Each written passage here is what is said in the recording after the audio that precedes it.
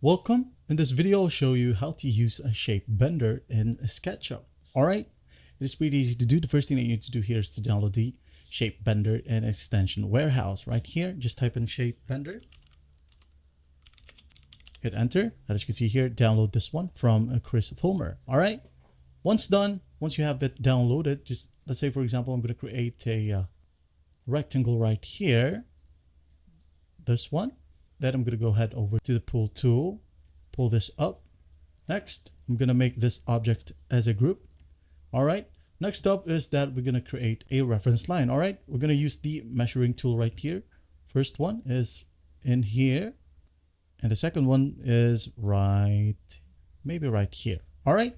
Next up is just by using the 2-point arc. Tap or click on the 2-point arc. Then let's say, for example, we're going to want to put this one in here. All right, here, then drag your mouse. Let's say, for example, right here.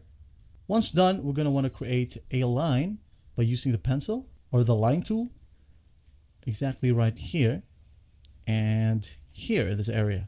All right, once done, we're going to want to tap on the object or select the object. All right, once done, hit on extensions right here, then go to Chris Fulmer tools.